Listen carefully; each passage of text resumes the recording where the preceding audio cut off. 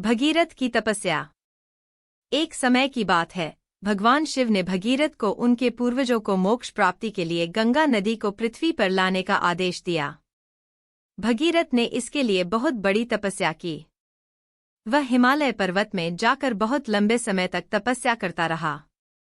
उसकी निष्ठा, धैर्य और संघर्ष ने उसे भगवान शिव की कृपा प्राप्त करवाई। भगवान शिव ने उसकी प्रार्थना स्वीकार करते हुए गंगा नदी को पृथ्वी पर लाने का आशीर्वाद दिया। इस कहानी से हमें यह सीखने को मिलता है कि निष्ठा, संघर्ष और धैर्य के साथ किए गए प्रयास हमें अपराधों से मुक्ति प्राप्ति में सफल बना सकते हैं।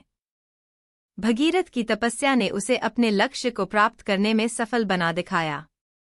यह कहानी हमें ध्यान दिलाती है कि संघर्ष और साधना के माध्यम से हम अपने उद्देश्यों को प्राप्त कर सकते हैं, चाहे वो जीवन का कोई भी क्षेत्र हो। संत कबीर और भगवान। एक बार संत कबीर एक दिन भगवान के आदेश के अनुसार अपने गुरु के आश्रम में चले गए। गुरुजी ने उन्हें एक प्रश्न पूछा, कबीर, तुम्हें भगवान की प्राप्ति कैसे होगी? कबीर ने विनम्रता से कहा, मुझे नहीं पता, गुरुजी। गुरुजी ने उनसे कहा, भगवान को खोजने के लिए तुम्हें जो कुछ भी करना होगा, करो।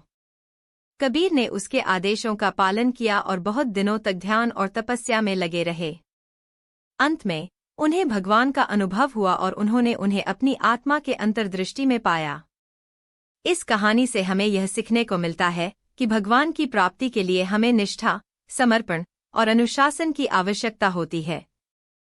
संत कबीर की इस कहानी से हमें यह संदेश मिलता है कि भगवान की खोज में समर्पितता और निष्ठा से ही हम अपने उद्देश्य को प्राप्त कर सकते हैं। साधु और आलसी शिष्य। एक बार एक साधु एक आलसी शिष्य को अपने साथ जंगल में विचारण के लिए ले गए। शिष्य ने साधु से कहा, गुरुदेव, मुझे तो बस आराम करना है, मैं यहाँ बैठकर ध्यान करूँगा। साधु ने शिष्य को देखकर हंसते हुए कहा, ठीक है, लेकिन ध्यान करते समय अपने आप को बार बार चेक करो। शिष्य ने गुरुदेव की बातों को ध्यान में रखते हुए ध्यान की शुरुआत की, लेकिन कुछ ही समय बाद उसने ध्यान से हटकर चीजों की ओर ध्यान दिया। वह बार बार अपनी चिंताओं में खो गया। कुछ घंटे बीत गए और फिर साधु वापस आए। उन्होंने शिष्य से पूछा, तुम्हारा ध्यान कैसा रहा? शिष्य ने उत्साहित होकर कहा, गुरुदेव, मुझे बहुत अच्छा लगा। मैंने सोचा, अब मैं ध्यान में अधिक लगूंगा। साधु ने हंसते हुए कहा, तुमने ध्यान नहीं किया, तुमने सिर्फ आराम किया। ध्यान में होते समय तुम्हें अपने आप की जांच करनी चाहिए, न कि चिंताओं में खो जाना। इस कहानी से हमें यह सीखने को मिलता है कि ध्यान में होते समय हमें अपने आप को संभालकर रखना चाहिए। चिंताओं को दूर करके और ध्यान में लगे रहकर हम अपनी आध्यात्मिक उन्नति में सफल हो सकते हैं। संतोषी माँ की कृपा। एक गांव में एक निर्धन परिवार रहता था। उनके पास केवल एक छोटी सी खेती थी, जिसमें वे अपनी रोजी कमाते थे। एक दिन खेत में अचानक बारिश हो गई और सभी मेहनत से बोए हुए फसल नष्ट हो गई। परिवार को गहरी निराशा हो गई। परिवार की माँ, जो बहुत ही संतोषी और आत्मनिर्भर थी, उन्होंने सभी को साहस दिया और कहा, हमें निराश नहीं होना चाहिए। हम फिर से मेहनत करके नई फसल बो सकते हैं। माँ गंगा जमीन को बहुत कुशलता से संतृप्त करती हैं। उनके इस संदेश ने परिवार को पुनः उत्साहित किया और वे फिर से खेती में मेहनत करने लगे। इस बार उनकी मेहनत और आत्मविश्वास ने उन्हें एक बेहतरीन फसल दी।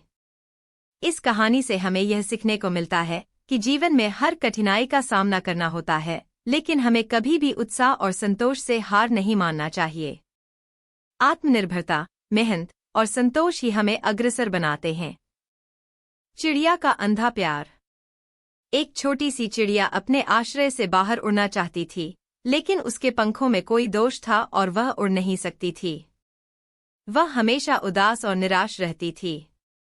एक दिन एक अंधा प्यार उसे देखता है और उसका दुख देखकर वह उसे सहारा देने का निर्णय करता है। उसने चिड़िया को अपने पंखों पर बैठाया और उसे उड़ान के लिए मदद की। चिड़िया को पंखों के साथ जुड़ने का एहसास हुआ और वह उड़ने लगी। वह अब स्वतंत्र थी और अपनी आज़ादी का आनंद लेती थी। इस कहानी से हमें यह सीखने को मिलता है कि प्रेम और सहानुभूति हमें अपनी कमजोरियों को पार करने में मदद कर सकते हैं। इसे चिड़िया के माध्यम से हमें यह संदेश मिलता है कि अंधे प्रेम में असली शक्ति और साहस होता है। सत्याग्रही संत। एक बार के एक गांव में एक संत रहते थे जिनका नाम स्वामी जी था। वे संतों के बीच में बहुत प्रसिद्ध थे क्योंकि उन्होंने सच्चाई और न्याय के लिए संघर्ष किया। एक दिन शहर के एक साहूकार ने अन्याय किया और गांव के गरीबों के साथ धोखा किया। स्वामी जी ने उनके खिलाफ आवाज उठाई और सभी गरीबों की मदद करने की आग्रह किया। साहूकार ने बहुत प्रयास किया लेकिन स्वामी जी ने अपने सत्याग्रही धर्म को नहीं छोड़ा। उन्होंने अपने आदमी और धन से प्रभावित नहीं होकर सत्य के प्रति अपना विश्वास बनाए रखा। अंत में साहूकार को न्याय का फैसला मिला और गरीबों को उनका हक मिला। स्वामी जी ने अपने संघर्ष के माध्यम से न्याय की जीत दर्शाई और लोगों को आदर्श प्रदर्शन किया। इस कहानी से हमें यह सीखने को मिलता है कि सत्य, न्याय और सही बात के लिए संघर्ष करना बहुत महत्वपूर्ण है। स्वामी जी की इस कहानी से हमें यह संदेश मिलता है कि हमें सच्चाई के लिए अपना धर्म निभाना चाहिए, चाहे जो भी हो। साधना की महिमा। एक बार एक युवक ने एक बुजुर्ग साधु से पूछा, परमात्मा को प्राप्त करने का सबसे सही तरीका क्या है? साधु ने उसे एक कठिन रास्ता बताया।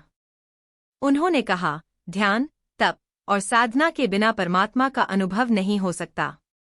युवक ने कहा, लेकिन मुझे लगता है कि यह बहुत कठिन है। साधु ने हंसते हुए कहा, हाँ, साधना कठिन हो सकती है, लेकिन उसका फल अत्यंत महत्वपूर्ण होता है। साधना के माध्यम से हम अपनी आत्मा के साथ एकीकरण करते हैं और परमात्मा के साथ आत्मीय संबंध स्थापित करते हैं।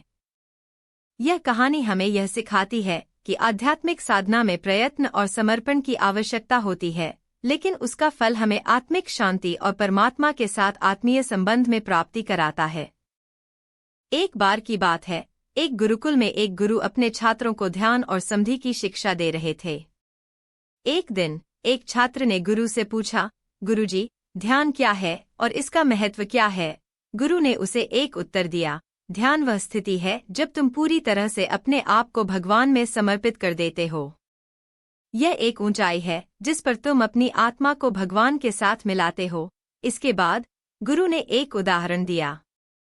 उन्होंने कहा, ध्यान की तरह एक पंख होता है जो हवा में उड़ता है, लेकिन उसका मुख्य ध्यान हमेशा अपनी मूल भूमि यानी भगवान पर बना रहता है। छात्र ने इसे समझा और ध्यान के महत्व को समझकर अपने जीवन में उसे शामिल किया।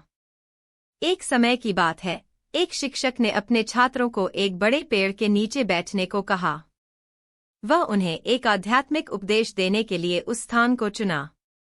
वह छात्रों से पूछने लगा, जब तुम पेड़ को देखते हो तो तुम्हें क्या ध्यान में आता है? एक छात्र ने उत्तर दिया, उसकी ऊंचाई, उसकी शाखाओं की संख्या और उसके पत्तों की रंगीनीता। शिक्षक ने मुस्कुराते हुए कहा, ठीक है, लेकिन क्या तुम्हें यह नहीं दिखाई देता कि पेड़ कितना शांत और स्थिर है? वह अपने ऊपर बरसती हुई धूप और बारिश को भी सह सकता है। इस उपदेश से छात्रों ने समझा कि आध्यात्मिकता में ध्यान को स्थिरता और शांति के साथ संबंधित माना जाता है। एक बार की बात है, एक सज्जन आध्यात्मिक गुरु के पास गया और उससे जीवन का अर्थ जानने की इच्छा जताई।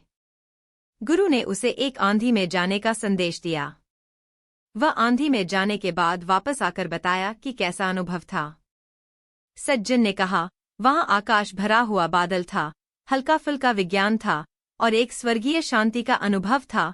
गुरु ने उससे कहा, वही आंधी जीवन है। जब हम संघर्षों और चुनौतियों के माध्यम से गुजरते हैं तो हमें अपनी आंतरिक शांति और स्वयं के साथ एकांत का अनुभव होता है। इस कहानी से हमें यह सीखने को मिलता है कि जीवन के हर पल का महत्व है और हर पल हमें कुछ सिखाता है। एक समय की बात है, एक राजा अपने दरबार में एक बारंबार ध्यान और संतोष की बात करते थे। उन्होंने अपने मंत्रियों से पूछा कि कौन सा वस्त्र ध्यान के लिए सबसे उपयुक्त होगा।